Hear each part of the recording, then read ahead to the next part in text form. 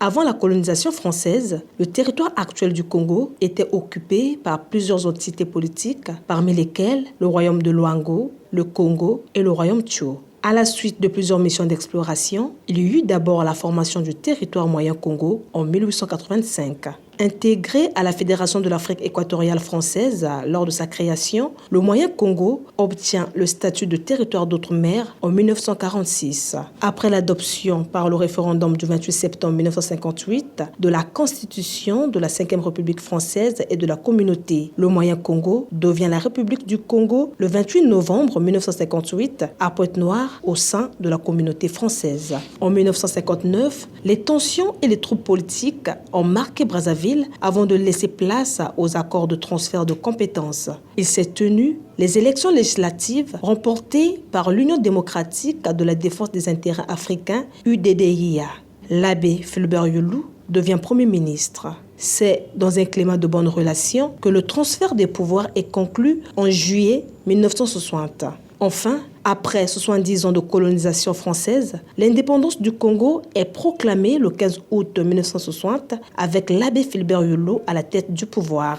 Le 28 juillet 1959, l'Assemblée nationale a ratifié les accords passés avec la République française par lesquels nous avons accédé cette nuit même à l'indépendance.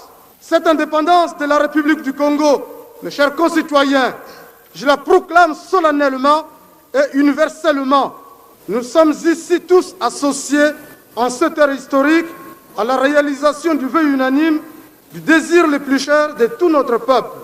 Vous allez manifester à juste titre votre allégresse, car il est bien vrai que nous vivons un jour faste et ce 15 août 1960 doit être consacré à la joie. Mais cette journée doit être aussi un moment de réflexion, car elle marque une étape essentielle de la vie de notre État. Depuis son indépendance en 1960, la République du Congo a connu 7 présidents qui ont exercé le pouvoir. L'abbé Fulbert Yulu, de 1960 à 1963, Alphonse Massamba Deba, de 1963 à 1968, Alfred Raoul, 1968, Marie Ngouabi, de 1968 à 1977, Joachim Yombi Opango, de 1977 à 1979, Denis Sassou Nguesso, de 1979 à 1992, Pascal Lissouba, de 1992 à 1997, et enfin Denis Sassou Nguesso jusqu'à ce jour.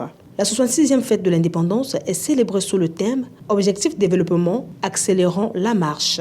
Chaque célébration de l'indépendance du Congo appelle le peuple congolais à un devoir de mémoire, celui d'honorer les luttes et les sacrifices des ancêtres pour la liberté. Vive le 66e anniversaire de l'indépendance, vive la République du Congo.